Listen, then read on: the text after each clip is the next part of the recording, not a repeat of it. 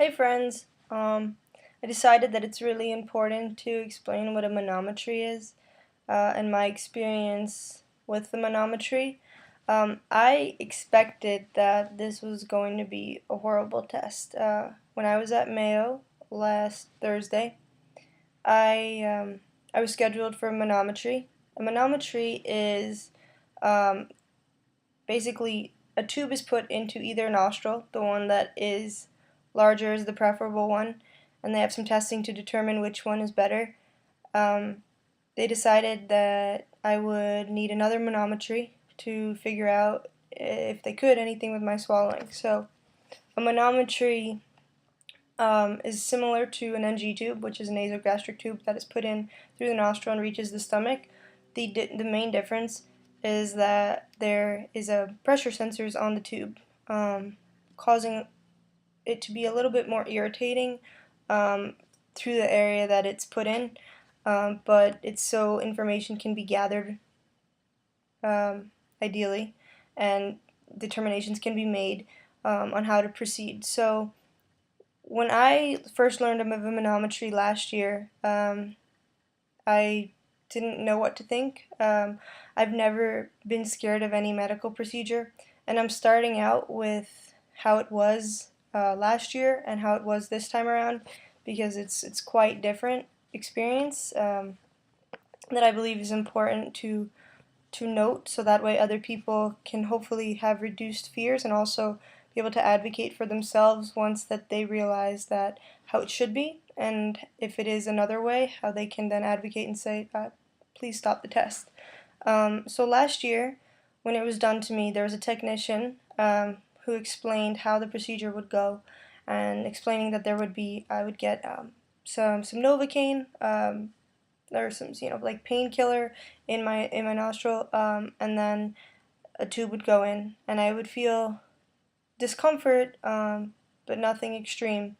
Um, and she put the tube in one side, and it didn't really work, so she tried the other side, and it was very very uncomfortable, very painful. And she got it in, and I've never ever asked for a procedure to be halted or to stop. And that procedure, I was actually begging that nurse technician to please stop, saying, "Feels like my esophagus is going to rupture.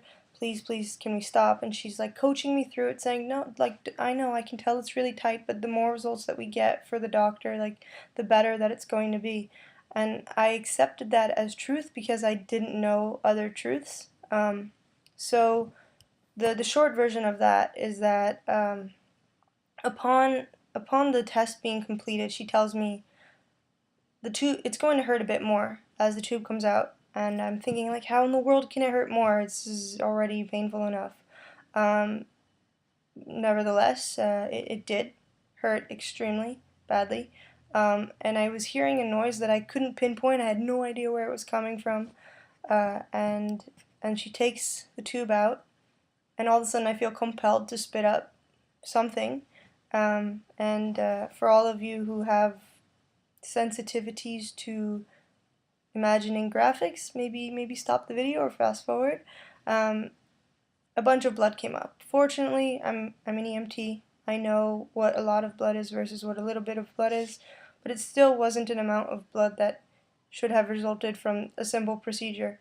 And only actually a few months ago did I find out, when requesting for a doctor to do the procedure, that the technician actually did tear my esophagus during the procedure, which when I then looked up online how common this is, it is not common at all. It's rarely even noted in the literature, and when it is, it says it's an extremely rare complication of the procedure. So fast forward to Mayo Clinic on Thursday. I guess the test was on Friday. Um, I explained to the technician at Mayo, this is a very bad test for me. I tend to have extreme sensitivity. Maybe it's the way my anatomy is. I'm not really sure. Even in Denmark, when I got the manometry, they used a child-sized tube to try to avoid any sort of reoccurrence as what happened at UCLA a few months earlier. So this one, though, he used an adult-sized tube at Mayo, and he said um, it all went fairly well. And he told me that the test really, it should be uncomfortable, but it should not be painful. And if at any point you were to tell me to stop the procedure, I would. You should never be in that much pain. And he also told me when he took it out and how I explained what had happened at the very first manometry I had. He said, "Yeah, that exactly sounds like an esophageal tear," and he had never even heard of one happening from a manometry. So I guess the point of this all is that if you believe something is going wrong, and like intuitively or physically or whatnot, say something, because that people make mistakes, and sometimes those mistakes can be super detrimental.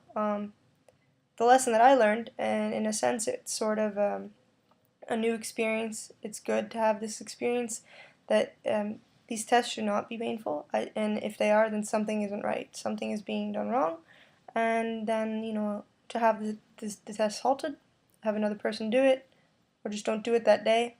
Maybe it's just the luck of the draw that day for who was doing it, because I think it does take a certain sort of delicacy, and certain sort of calm on part of the person who is performing the manometry. They need to be calm because it's not a comfortable test, but it should never be painful. So remember that.